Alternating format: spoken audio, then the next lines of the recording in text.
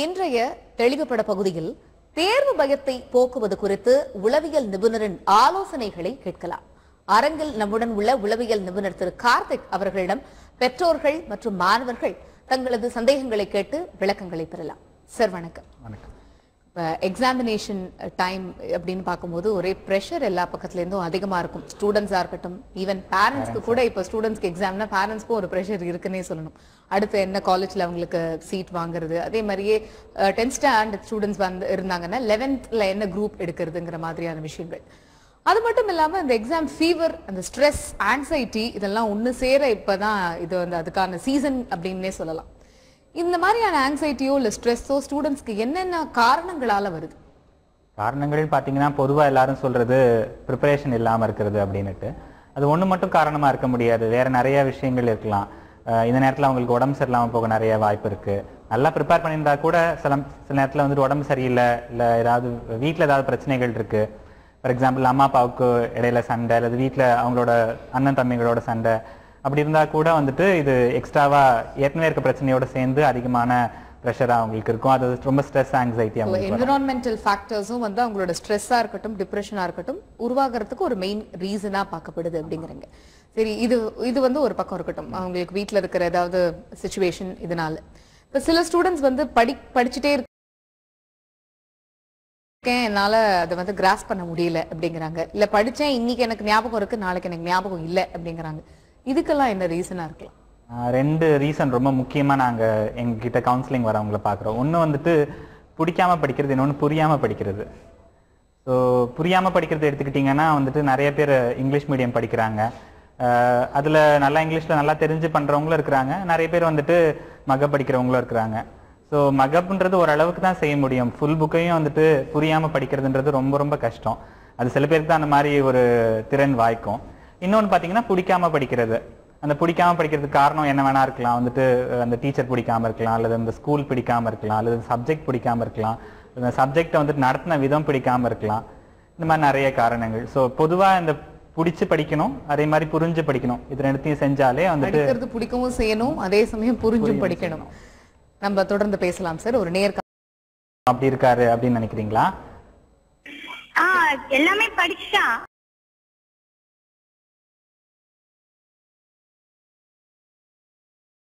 ஆனா படின்னு சொன்னா நான் படிக்க மாட்டேன், எனக்கு எக்ஸாம் வரப்ப நான் படிச்சுக்கிறேன் அப்படின்றான். ஓகே. அதான் நிறைய மாணவர்கள் வந்துட்டு கடைசி நேரத்தில் மட்டும்தான் படிப்பாங்க. ஸோ இன்னும் நாட்கள் இருக்கு. இப்போ ரிவிஷன் எக்ஸாம்ஸ் நடக்கும், அதுக்கப்புறம் வந்துட்டு எக்ஸாம் வரும்போது படிச்சுக்கலாம். திரும்ப அதையே படிக்கிறது சம்டைம்ஸ் அவங்களுக்கு போரிங்காக கூட இருக்கும். ஆனாலும் அவசியமாக திரும்ப அதை படித்தாதான் வந்துட்டு மாணவர்களுக்கு நல்ல மனசில் நிற்கும். அவர் இப்போ படிக்கிறது பதிலாக எழுதி பார்க்க ஆரம்பிக்கலாம். அது கொஞ்சம் அவருக்கு இன்ட்ரெஸ்டிங்காக இருக்கும். படிச்சதே திரும்ப படிக்கிறது போர் அடிக்குதுன்னா எழுதி பார்க்க ஆரம்பிச்சா அவருக்கு ஈஸியா இருக்கும்னு நினைக்கிறேன். நீங்க இப்ப இந்த காலர் கேட்டது ஒரு பக்கம், ஒரு சினாரியோ அப்படின்னா இன்னொரு சினாரியோ ஆஃப் ஸ்டூடெண்ட்ஸ் எப்படி இருப்பாங்கன்னா, அதான் இன்னும் இவ்வளவு நாள் இருக்கே, நான் இன்னும் ஒரு 1 வீக் அப்புறம் ஸ்டார்ட் பண்றேன், அப்படியே அவங்க போஸ்ட்போன் பண்ணிட்டு போயிட்டே இருப்பாங்க. இப்ப அவங்கெல்லாம் அவங்களுக்குலாம் உங்களோட அட்வைஸ் என்னவா இருக்கு சார்? அவங்களுக்கு முன்னாடியே இதே மாதிரி அவங்க செஞ்சிருந்திருப்பாங்க. இப்போ 10th பசங்களா இருந்தால் 9thலயோ 8thலயோ கிட்டத்தட்ட இதே மாதிரி இருந்திருப்பாங்க. அதோட கெடுதல்கள் அவங்களுக்கு தெரிஞ்சிருந்திருக்கும், அவங்களுக்கு ஞாபகம் இருக்காது. கொஞ்சம் அதை ஞாபகப்படுத்தி பார்க்கணும். கடைசி நேரத்தில் படிக்கிறதுனால நிறைய பிரச்சனைகள் வர வாய்ப்பு இருக்கு. நீங்க சொன்ன மாதிரி வந்துட்டு கடைசியில நேரத்தில் படிச்சது மறந்து போயிடும். அதுக்கப்புறம் வந்துட்டு நிறைய பாடங்கள் இருக்கும், படிக்கவும் முடியாது. அல்லது குறிப்பிட்ட பாடங்கள் மட்டும்தான் அவங்களால படிக்கிறதுக்கு நேரம் இருக்கும். பிடிச்ச பாடங்கள் மட்டும்தான் அவங்களால படிக்க முடியும். பிடிக்காத பாடங்களையும் நிறைய மதிப்பெண் எடுத்தாதான் நம்ம வந்துட்டு மேல் வகுப்புகள்ல நமக்கு தேவையான பாடங்களை தேர்ந்தெடுக்கிறது நல்ல கல்லூரிக்கு பொறுத்தும் நடக்கும். ஸோ இந்த பிரச்சனைகள்லாம் வர தடுக்கணுன்றதுக்காக என்ன பண்ணணும்னா முதல்ல இருந்தே படிக்கிறது நல்லது. நான் காலங்காலமாக சொல்லிட்டு இருக்கோம், அன்னன்னைக்கு பாடத்தை அன்னன்னைக்கு படிங்க அப்படின்ட்டு. அன்னைக்கு பாடத்தை அன்னன்னைக்கு படிக்க முடியலன்னா கூட முடிஞ்ச வரைக்கும் சீக்கிரமா தேர்வுக்கு கொஞ்சம் முன்னாடியே படிக்கிறது ரொம்ப நல்லது. அதுக்காக தான் ரிவிஷன் எக்ஸாம்லாம் வைக்கிறாங்க. இப்போ என்னவோ வந்துட்டு எக்ஸாம் இருந்தால் தான் படிப்பாங்கன்றது தெரிஞ்சதுனால நம்ம திரும்ப ரிவிஷன் எக்ஸாம் மாதிரி ஏதாவது வச்சுக்கிட்டே இருக்க வேண்டியதா இருக்கு. ஸோ அந்த மாணவர்கள் வேணும்னா வீட்டில் ஒரு தடவை அவங்களே ஒரு டெஸ்ட் எழுதி பார்க்கலாம்.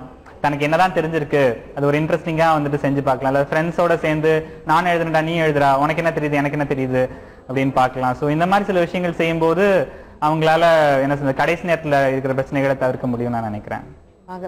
சென்னையில் இருந்து நேர் காத்திருக்கிறார், அவரிடம் பேசலாம். வணக்கம், உங்களுடைய கேள்வி என்ன பதிவு செய்யுங்க.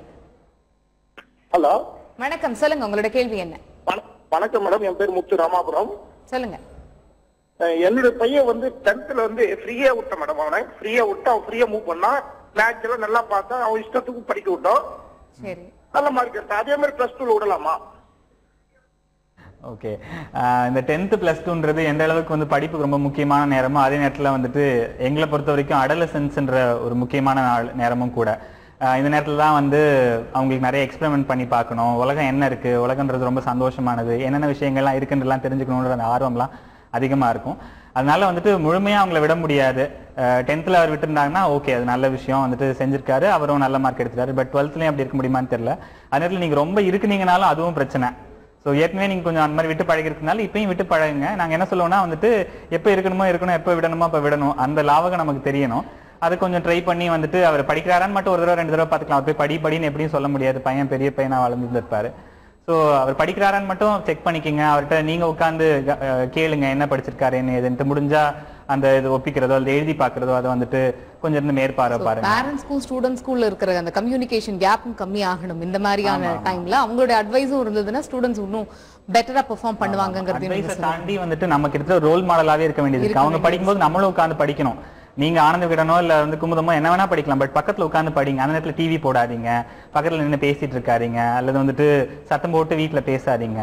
ஸோ நம்ம வந்துட்டு இந்த பசங்களை டைம் டேபிள் போட்டு படின்னு சொன்னா நம்மளும் டைம் டேபிள் போட்டு வேலை பார்க்கணும். அதை பார்த்து தான் அவங்களும் அதை கத்துக்க முடியும். நம்ம ஒரு மாதிரி நடந்துட்டு அவங்களை வேற மாதிரி நடக்க சொன்னா ரொம்ப கஷ்டம். நிச்சயமாக தேர்வு வயம் குறித்த நிறைய கேள்விகளோட காத்திருங்கள். ஒரு சிறிய இடைவேளைக்கு பிறகு சந்திக்கலாம்.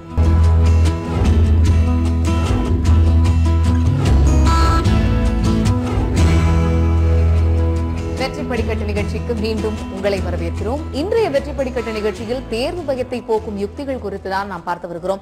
அந்த வகையில் தர்மபுரியிலிருந்து ஒரு நேயர் காத்திருக்கிறார் லதா. அவரிடம் பேசலாம். லதா வணக்கம், உங்களுடைய கேள்வி என்ன சொல்லுங்க. வணக்கம் மேடம், நாங்க தர்மபுரியில இருந்து பேசுறோம் மேடம். வணக்கம், சொல்லுங்க மேடம். எங்க பொண்ணு 10th வந்து பாத்தீங்களா மேடம் 350க்கு மேல ஸ்கோர் பண்ணிருந்தேன் மேடம். 11th பாத்தீங்களா ஒண்ணுமே மார்க்கே எடுக்க மாட்டேங்க. எல்லாத்தையும் ஃபர்ஸ்ட்ல ஸ்டார்டிங்ல ஓரளவுக்கு மார்க் வாங்கலாம், இருக்க ரொம்ப லோவாவா போயிட்டு இருக்காங்க. நிச்சயமா இதோட என்ன மேடம் என்னங்கறத நம்ம சார்ட்ட கேட்கலாம். கேள்வி என்ன சொல்லுங்க மேடம். இந்த மாதிரி நான் வந்து தமிழ் படிக்கிறேன், இங்கிலீஷ், மேத்ஸ், தியரி மொத்தம் 4 சப்ஜெக்ட் தான் மேடம் எங்களுக்கு. நான் வந்து மேத்ஸ் முன்னாடி ஒரு வாரம் லீவ் வருது, அப்போ மேத்ஸ் பார்த்துக்கலாம்னு விட்டுறேன். ஆனா இப்பதான் ரொம்ப என்னால படிக்க முடியல. தமிழ் படிச்சா கூட மனப்பாடம் ஆக மாட்டேங்குது. உடனே டிவி பாக்குறேன்னு சொல்லி டிவி பார்க்க உட்காந்துக்கிறேன். அதான் கொஞ்சம் பயமா இருக்கு. ஓகே, சரி. அதுதான் ஒருவேளை இவருக்கு இன்ட்ரெஸ்ட் இல்லாம இருக்கலாம். ஸோ இன்ட்ரெஸ்ட் ஒரு டாக்டர் படிப்பு தான். வெட்டினரி சயின்ஸ்னாலும் கடைசியில் டாக்டர் தான் போட போறாங்க, பிஹெச்எம்எஸ்னாலும் கடைசியில் டாக்டர் தான் போட போறாங்க. ஸோ அந்த மாதிரி பார்த்துக்குங்க மேடம். புதுச்சேரியிலிருந்து ஒரு நேர் காத்திருக்கிறார், அவரிடம் பேசலாம். வணக்கம், உங்களுடைய கேள்வி என்ன பதிவு செய்யுங்க. வணக்கம். வந்து இப்போ கொஞ்ச நேரத்துக்கு முன்னாடி சார் சொன்னார்ல, பேரண்ட்ஸ்ல அவங்க கூட உட்காந்துட்டு அவங்களும் கொஞ்சம் இன்ட்ரெஸ்டா படிக்கிற மாதிரி சொன்னா பசங்க நல்லா படிப்பாங்கன்னு. என்னோட கொஸ்டின் அதுதான். இப்போ வந்து பசங்க 12th வந்துட்டா கொஞ்சம் நல்ல மெச்சூரிட்டி வந்துருது இல்ல, இப்ப நம்ம கூடவே உட்காந்து அவங்களோட இந்த எக்ஸாம் சமயத்துல படிச்சோம்னா அவங்க எப்படி இண்டிவிஜுவாலிட்டி வரும் அவங்களுக்கு காலேஜ் எல்லாம் போகும்போது? ஆமா. ஸோ சில மாணவர்கள் இப்படி இருக்காங்க, சில மாணவர்கள் அப்படி இருக்காங்க. நம்மளோட குழந்தைக்கு என்னன்றதை நம்ம புரிஞ்சுக்கணும். ஃபார் எக்ஸாம்பிள் இப்போ உங்களோட குழந்தை வந்துட்டு அதை விரும்புறதுல நீங்க அதை செய்ய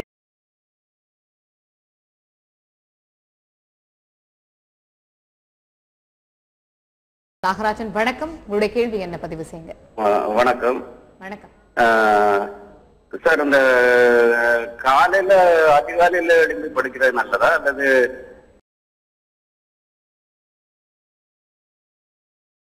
நைட்டு ரொம்ப லேட் நைட்டு 12-1 மணி வரை இருந்து படிக்கிறது நல்லதா? Okay okay. ஆமா, இது நிறைய பெற்றோர்கள் கேட்கிற கேள்வி. நிறைய ஆராய்ச்சிகள் நடந்திருக்கு இதை பத்தி. வந்துட்டு கடைசியில் இதுதான் சார் முடிவுன்னு சொல்றாங்க. ஒருத்தருக்கும் வந்துட்டு படிக்கிற நேரம்ன்றது அவங்க நிறைய பழகிருக்காங்க. அந்த பழக்கத்தை மாத்தாம படிக்க வச்சா ஓகே. சில பேர் வந்து அதிகாலையில் எழுந்திரிச்சு படிச்சிருந்திருப்பாங்க. முக்கால்வாசி வந்து நம்மளோட பெற்றோர்கள் அந்த காலத்துல பாத்தீங்கன்னா நிறைய பேர் அதிகாலையில் எழுந்திரிச்சு படிக்கணும் அப்படின்னு சொல்லி படிச்சிருப்பாங்க. நான் இன்னைக்கு வந்து அதிகாலையில் எழுந்திரிக்கணும்னா நைட்டு 10 மணிக்குள்ள படுக்கணும். ஆனா நைட்டு யாரும் 10 மணிக்கு படுக்கிறது இல்லை. ஸோ 11 மணி ஆயிடுது, 12 மணி ஆயிடுது, அப்படி போய் அதிகாலையில் எழுந்திரிக்க முடியாது. அதிகாலையில் எழுந்திரிக்கும் போது வந்துட்டு இன்னும் கொஞ்சம் வந்து டயர்டாக தான் இருக்கும். அப்போ திரும்ப தூங்கணும்னு தான் தோணும்.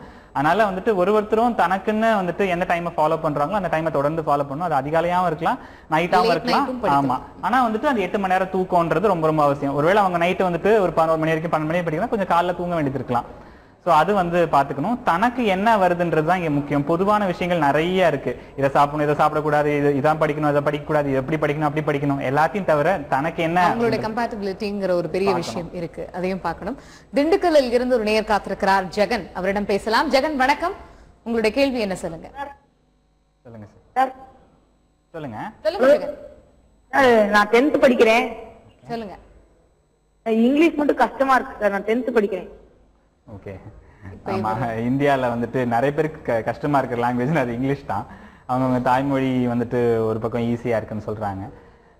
உண்மைதான், அதுல நமக்கு ஈஸியா இருக்கணும்னு எந்த அவசியம் கிடையாதுன்னா அது நம்மளோட தாய்மொழி கிடையாது. அது இன்னொருத்தர் ஒரு மொழி நமக்கு ஆட்சி மொழியா வந்து சேர்ந்துச்சு, நம்ம அதை ஒத்துக்கிட்டு அதுக்காக சிச்சுவேஷன்ல அப்படி எல்லாம் பார்க்க முடியாது. பார்க்க முடியாது. ஆமா, அதுக்காக என்ன பண்ணணும்னா நம்ம எக்ஸ்ட்ராவா கேர் எடுக்க வேண்டியது இருக்கு. ஸோ வந்து நம்ம டியூஷன்ஸ் போறதோ அல்லது உட்காந்து படிக்கிறதோ, முக்கியமான விஷயம் வந்து புரிஞ்சு படிக்கணும்.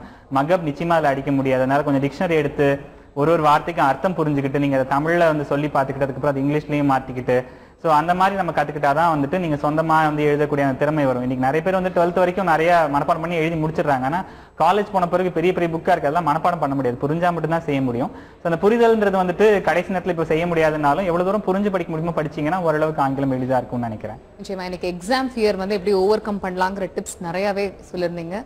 ஸ்டூடெண்ட்ஸா இருக்கட்டும், பேரண்ட்ஸா இருக்கட்டும், ரொம்ப யூஸ்ஃபுல்லா இருக்கும் நம்புறோம். Thank you so much. தேங்க்யூ.